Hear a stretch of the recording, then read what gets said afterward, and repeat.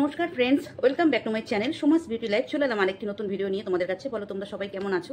আমি ভালো আছি, তোমাদের ভালোবাসা এবং ঈশ্বরের আশীর্বাদে। চলো আজকের আমার এই ভিডিওটা, আমি একটু আগেই ম্যাডামের একটা বার্তা শুনলাম, সেখান থেকে কিছু জানতে পারলাম। হ্যাঁ, অনেক কিছু জানতে পারলাম। যে কটা পয়েন্ট ম্যাডাম বলেছে সেই কটা পয়েন্টের উপরই ম্যাডামকেই আমি কিছু ম্যাডামের উদ্দেশ্যে এই ভিডিওটা আমার করা। তো আমি ম্যাডামের কাছে এই প্রশ্নগুলোর উত্তর বা কিছু কথা আমি জানাতে চাই, সেটাই আমি ভিডিওর মাধ্যমেই জানাচ্ছি। কারণ আমার তো আর কানেকশান নেই, কোনো ফোন নাম্বার আছে অবশ্য, আমি কোনোদিন কানেক্ট করিনি ম্যাডামকে। তো সেই জন্য আমি ভিডিওর মাধ্যমেই ম্যাডামকে জানাচ্ছি। সেটা হলো, ম্যাডাম যে পয়েন্টগুলো বললো, আর্লি ম্যারেজ মানে একদম ছোট বয়সে বিয়ে, ঠিক আছে, এটা একটা অপরাধ, এই একটা ধারাতে হয়েছে। 1 নম্বর পয়েন্ট বললো। আচ্ছা, 2 নম্বর পয়েন্ট ম্যাডাম যেটা বললো সেটা হলো ওই দিশানির নেকেড ফটো পাবলিক করা। 2 নম্বর। আর একটা পয়েন্ট হলো 3 নম্বর পয়েন্ট বললো সেক্স চ্যাটিং পাওয়া গেছে ওর ইয়েতে। আচ্ছা, এটা বললো। এই 3টে পয়েন্টই আমি অ্যাট প্রেজেন্ট মনে পড়ছে আমার। আচ্ছা ম্যাডাম, আপনাকে আমি একটা কথা বলি। দেখুন, আর্লি ম্যারেজ যেটা বলেছেন এটা তো নো ডাউট অপরাধ, নো ডাউট, এটার মধ্যে কোনো ডাউটই নেই। তো আপনার আশেপাশে যারা ঘুরছে তাদের মধ্যে দেখুন আর্লি ম্যারেজের ব্যক্তি পাবেন। একটা অপরাধের সাথে মিল আছে এই আর্লি ম্যারেজের জন্য, সে কিন্তু রয়েছে। বুঝতে পেরেছেন আমি কাকে বলছি? আমি তো কারোর নাম নেব না, আপনি বুঝে যাবেন, কারণ আপনার খুব ক্লোজ মানুষ তারা। আর্লি ম্যারেজ কিন্তু তার বাড়িতেও আছে এবং সেটাকে কিন্তু সে প্রমোট করছে, যে সেটা মেনে নিয়েছে, ব্যাপারটা কোনো ব্যাপার না, আর্লি ম্যারেজ করা যেতে পারে। বাট 2-3টে করেনি, একটাই করেছে, বাট আর্লি করেছে। গেল এই আর্লি ম্যারেজটার ব্যাপারটা আমি বললাম। আচ্ছা, দ্বিতীয়ত এই যে মেয়েটা হিসানি বা দিশানি হাসানি যেটা আপনি বলছেন, সেই মেয়েটার নেকেড ছবি বাইরে রিভিল করার পর এই মেয়েটি কেন এলো, আবার এই মেয়েটির সাথে ছেলেটির সাথে কেন যুক্ত হলো? এইখানটা আমার একটা বিগ কোশ্চেন আছে, যে এইটা যদি আপনি একটু উদ্ধার করে দিতে পারেন। এই মেয়েটি কেন, এইটা জেনেও এই মেয়েটি কি জানতো যে তার ওই ছবি এই ছেলেটা প্রোভাইড করছে, বাইরে বাইরে ছড়িয়ে দিচ্ছে? এটা মেয়েটি কি জানতো? জানলে, জানার পরেও কেন ছেলেটির কাছে গেছে? এটা আমার একটা বড় কোশ্চেন আমার মনে চলছে, যার জন্য যেহেতু আপনি এই সলিউশনে নেমেছেন, আমি সেই জন্য আপনার কাছেই উত্তরটা চাইছি। ঠিক আছে ম্যাডাম? আচ্ছা, গেল দ্বিতীয়ত। তৃতীয়ত সেক্স চ্যাট। সেক্স চ্যাট না, দ্বিতীয় পয়েন্টের আর একটা কথা বলে দিই, সেটা হচ্ছে এই যদি করে থাকে ছেলেটা, এটা পাওয়া গেছে, এটা করেছে, দণ্ডনীয় অপরাধ করেছে। এটা তো বললে, আমার না বললেই নয়, এটা বলতেই হবে। মেয়েটি কেন এসছে সেই কোশ্চেনটা যেমন আমি আপনার কাছে রাখলাম, তার পাশাপাশি আমি এটাও বলবো, এই ছেলেটি এই যে মেয়েটির নেকেড ফটো যদি পাবলিক করে থাকে, দণ্ডনীয় অপরাধ করেছে। এই অপরাধটা ও করেছে, আমি বারবার বলছি। যদি কিষানির নেকেড ফটো ও বাইরে ভাইরাল করার চেষ্টাও করেছে বা করেছে, তাহলে দণ্ডনীয় অপরাধ করেছে। এই প্রীতমের কথা বলছি, ঠিক আছে? আর রইল সেক্স চ্যাটিং ম্যাডাম, আমাদের 140 কোটি মানুষ আছে আমাদের ইন্ডিয়াতে। তো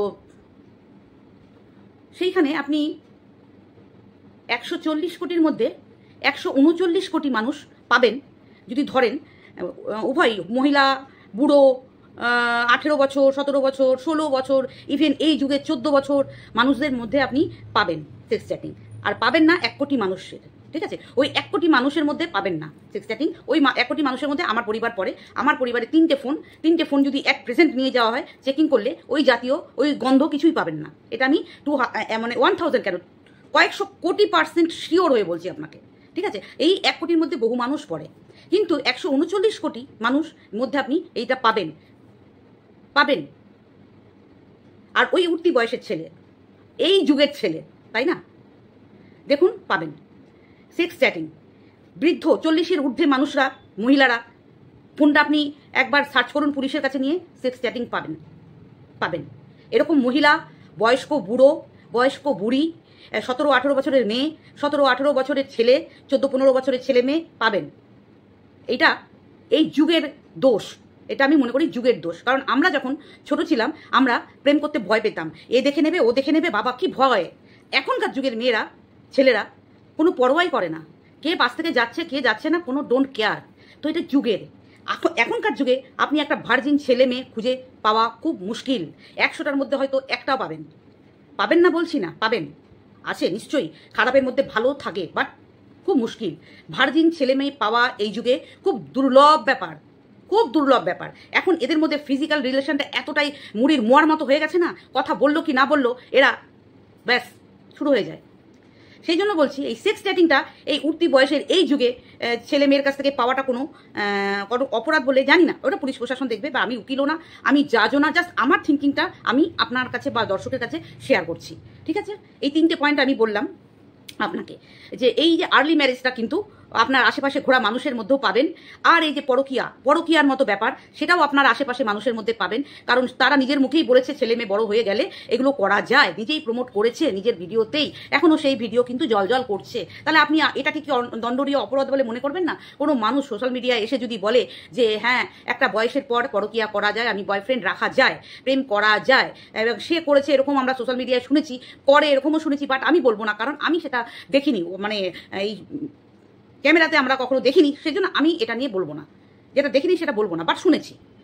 শোনা কথায় তো আর কিছু হবে না, সব কিছু প্রমাণ চাই, তাই না? সেই জন্য আমি এটা ব্যাপার নিয়ে বলছি না, যেটা সে নিজে ভিডিওতে বলেছে সেই ব্যাপারটাই আপনাকে বলছি। তো এটাও একটা অপরাধ যারা পরকীয়াকে প্রমোট করে, যে 40-এর ঊর্ধ্বে হয়ে গেলে, ছেলে মেয়ে বড় হয়ে গেলে নাকি পরকীয়া করা যায়। তো পরকীয়ার ব্যাপারটা আপনাকে ক্লিয়ার করলাম যে আপনার আশেপাশে ঘোরা মানুষের মধ্যে কিন্তু আপনি এগুলো পাবেন। হ্যাঁ, সেই জন্য আমি বলছি। আর একটা কথা যেটা বলি ম্যাডাম, এই যে মাসির এখন যেটা করছে, ওর মাসি যেটা করছে এখন, আমি শুনলাম তাকে প্রোটেকশনের দরকার। কেন ম্যাডাম, তাকে প্রোটেকশন কিসের জন্য দরকার আমি এটা বুঝতে পারছি না। যদি একটু আপনি ভিডিও করে বা আপনার বক্তব্যের মধ্যে দিয়ে বুঝিয়ে দেন তাহলে খুব ভালো হয়। কারণ কি, দেখুন এই মাসি এই মানুষগুলোর কাছে এতদিন ছিল, তাহলে সেই বদনামগুলো যেগুলো এখন করছে, করে ভিউজ কামাচ্ছে, তাহলে এগুলো এতদিন করেনি কেন? এরা এত খারাপ, এরা খুব খারাপ। আমি মানলাম এদের পরিবারে 3টে মানুষ, এই প্রীতমদের পরিবারে 3টে মানুষ খুব খারাপ, তাহলে এর মাসিরা এই খারাপ মানুষগুলোর সাথে এতদিন কেন সঙ্গ দিয়েছে? এইটা কি অপরাধ নয়? আজকে যখনই তার ফোন হ্যাক করা হয়েছে, ফোনটা সুইচ করা হয়েছে, তখনই মুখ্যম সময় বেছে নিল লাইভ করে তাদের ভেতরকার আরও অনেক কথা বলার। কেন? এটা কি ওনার চাল নয়? এটা কি ওনার ভিউজ কামানোর ধান্দা নয়? আপনি কি বলেন বলুন? আপনাকে আমি জিজ্ঞেস করছি, এই জিনিসগুলো আগে কেন বলেনি? এতদিন ওদের সাথে মিশলো, ওর বৌমা এত খারাপ, ওরা খারাপ, সবাই খারাপ, ওদের বাড়ির সবাই খারাপ, আমি মেনে নিলাম সবাই খুব খারাপ। এই খারাপ মানুষগুলোর সাথে তাহলে এতদিন কেন জুড়ে ছিল? আর এই কথাগুলো এখনই বা কেন টাইমটা বেছে নিল বলার জন্যে? তাহলে কতটা ধান্দাবাজ এই মাসি।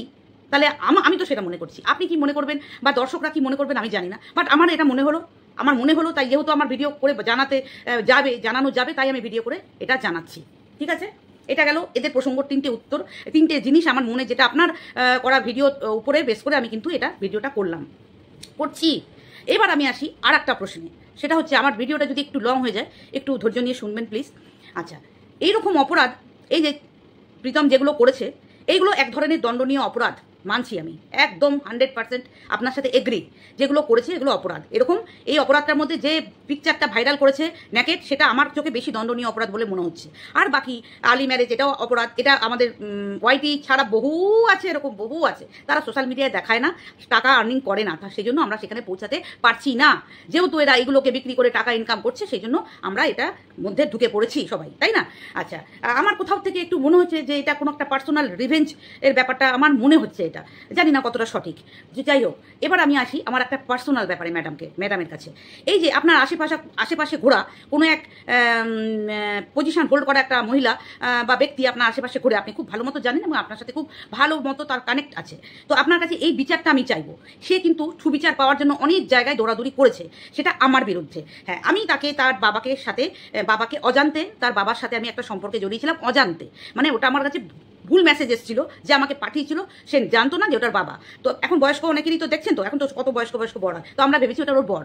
সেই জন্য কিন্তু আমি বিশেষ করে যেটা আমি করেছিলাম, আমি কিন্তু তার কাছে 2-3বার সরি চেয়েছি। বাট এই ব্যক্তিটার এতটাই ইগো। আচ্ছা, আমার ভুলগুলো আগে বলি, আমার ভুল এটা আমি করেছি। দ্বিতীয়ত, এগুলো কেন করেছি তার আগে অনেক কারণ আছে, এবার টাইম স্ট্যাম্প দিয়ে ও তো দেখায়, তো টাইম স্ট্যাম্পগুলো যদি সমস্ত ভিডিও একদম প্রথম দিন থেকে, আমি চাইবো ম্যাডামের কাছে তার চ্যানেলটার প্রথম দিন থেকে ভিডিওগুলো ওপেন করা হোক। প্রথম দিন থেকে একটা ভিডিও যেন প্রাইভেট পাবলিক নাম চেঞ্জ করে দিলেই তো আর হলো না। চ্যানেলটার মধ্যে কি ভিডিও ছিল, কোনটার পর কোনটা এসছে, আমি নিজের কাছে শিওর। ফার্স্ট অ্যাটাক আমি করেছিলাম তাকে। ফার্স্ট অ্যাটাক কি নিয়ে?